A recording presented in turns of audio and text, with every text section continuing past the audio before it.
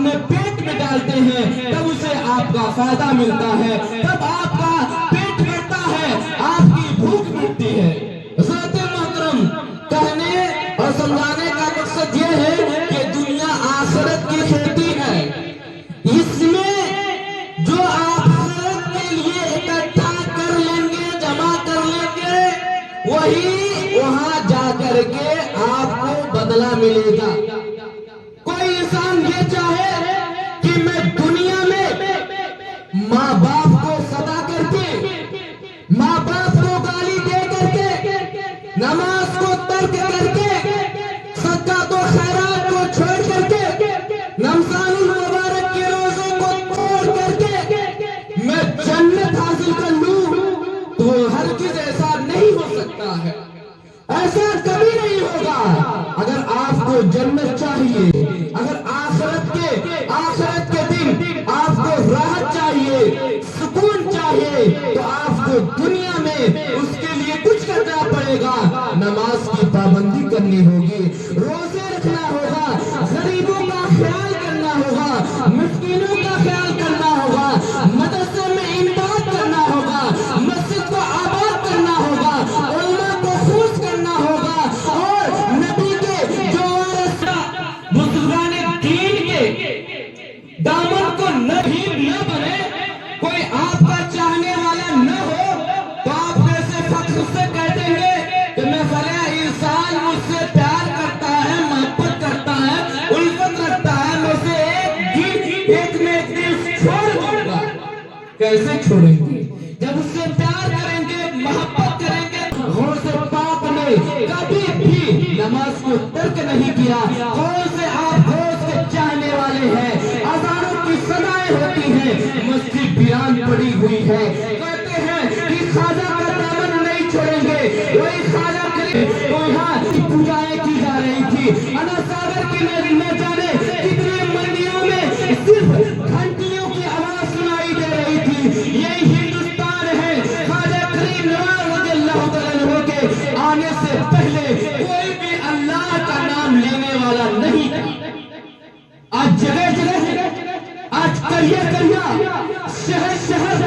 دیہات دیہات آپ جاتے ہو، ہندوستان سے نکال سکتا ہے۔ خواجہ غریب نواز رضی اللہ تعالیٰ عنہ ہمیشہ حضور صلی اللہ علیہ وسلم کے روزے اطہر کی زیارت کیا کرتے تھے۔ ایک مرتبہ زیارت کیے، انہوں کی تعریف ہو گئی، آرام کیے، نیند لگ گئی، خواب میں زیارت ہوئی، عرض کرتے ہیں میرے آقا، اے نواسے، اے میرے پوتے، اے میرے بیٹے، تو ہندوستان چلا جا، ہندوستان کے سرزمین پر کفر ہی کفر ہے، وہاں کوئی اللہ کا نام لینے والا نہیں ہے، جا ہندوستان۔ خواجہ غریب نواز رضی اللہ تعالیٰ عنہ عرض کرتے ہیں اے میرے آقا، میں نے ہندوستان کو دیکھا نہیں، اس کے عمارتوں کو نہ دیکھا،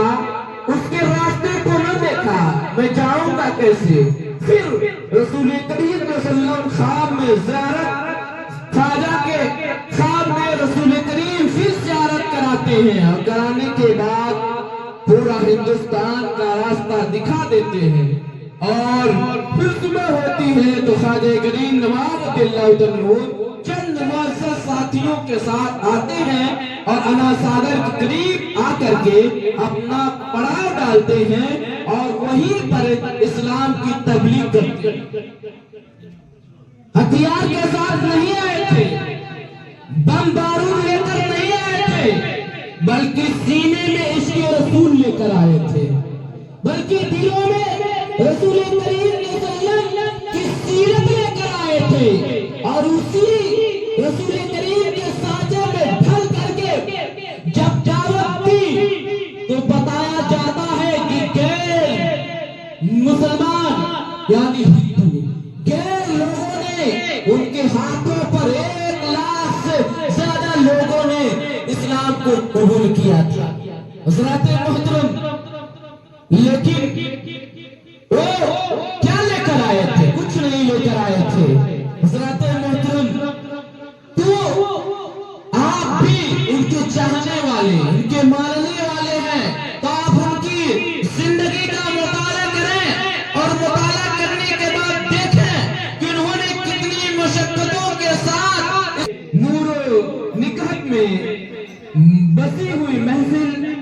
शब बरात के ताल्लुक से रचाई गई है तो बेहतर होगा, उम्दा होगा। हज़रत मोहतरम जब 14 शाबान आती है, 14 शाबान की सूरज टूट जाता है, फिर 15 शाबान आती है तो अल्लाह ताला आसमानी दुनिया पर नुज़ूल इजलास करता है और इजलास करके लोगों को पुकारता है, सलाह देता है कि है कोई बख्शीश मांगने वाला कि मैं उसे बख्श दूं, है कोई मुसीबत ज़दा कि मैं उसकी परेशानी को दूर करूं, है कोई रोजी का तलबगार। अल्लाह लोगों से पुकारता है कोई बख्शिश वाले मांगने वाला कि मैं उसे बख्श दूं, है कोई रोजी मांगने वाला कि मैं उसके रोजी में बरकत दूं, है कोई मुसीबत से छुटकारे के लिए मुझसे विनती करने वाला, मेरी बारगाह में सवाल करने वाला कि मैं उसे पूरा करूं। हज़रत मोहतरम इस तरह से अल्लाह की रहमत हमारे लिए हुआ करती है कि हम उसकी बारगाह में कुछ मांग लिया करें। हज़रत मोहतरम तो आपको चाहिए कि इस दिन कसरत से तौबा इस्तिग़फ़ार करें, ज़्यादा से ज़्यादा कुरान मुक़द्दस की तिलावत करें, तस्बीह व तहलील बयान करें और आपके सन्ना के पास पहुंच करके कब्र पर बैठ करके हज़रत मोहतरम जब इंसान जाता है तो मुर्दे उनको देखा करती है, जब इंसान कब्र पर बैठता है मुर्दे को सुकून मिलता है। मिसाल के तौर पर हम अकेले बैठे हो, कोई आ जाए, आने के बाद मेरे पास बैठ जाए तो मुझे कुछ सुकून मैसर होगा कि चलिए मैं अकेला था, कोई न कोई आ गया है बात करने के लिए, मन बहलाने के लिए। इस तरह से आप कब्रिस्तान जाते हैं, जब आप कब्र पर बैठते हैं आपके मुर्दे को ये आहट महसूस हो जाती है, मेरा चाहने वाला, मेरा मानने वाला, मेरा रिश्तेदार आया है, कुछ तो करेगा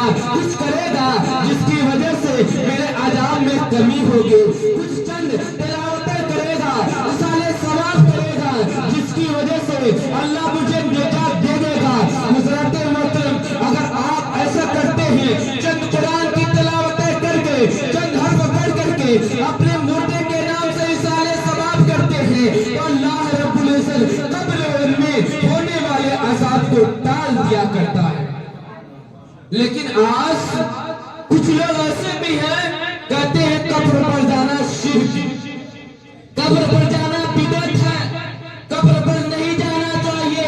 नाजायज है, फला है, ऐसा। लोग दफन थे, सबकी बख्शिश के लिए दुआ किए और फिर दुआ करने के बाद बख्शिश के लिए दुआ की। सहाबे उहुद के कब्र पर क्यों तशरीफ ले गए? सहाबा के कब्र पर क्यों तशरीफ ले गए? तो मालूम था कुछ लोग नमाज तो पढ़ेंगे, दाढ़ियां खूब रखेंगे, लेकिन जब सहाबा की बात आएगी, बुजुर्गाने दीन की बात आएगी, कब्रों पर जाने की बात आएगी तो कहीं बिदअत करते हुए नजर आएंगे, कहीं शिर्क करते हुए नजर आए। इसलिए मेरे आका और सहाबे उहुद के कब्र पर जाकर के उनके लिए साले सवाब किए ताकि मेरा उम्मती गुलाम आने वाले समय में भी वो बिदअत न समझे, बल्कि जाए मुस्तहब समझ करके कब्र पर जाए और जाने के बाद अपने माँ बाप के लिए साले सवाब करें। आपको अपने मुर्दों के लिए कुरान की तिलावत करना चाहिए, क्योंकि जब शाबान की शब आती है, 15वीं शब आती है तो मुर्दे की रूहें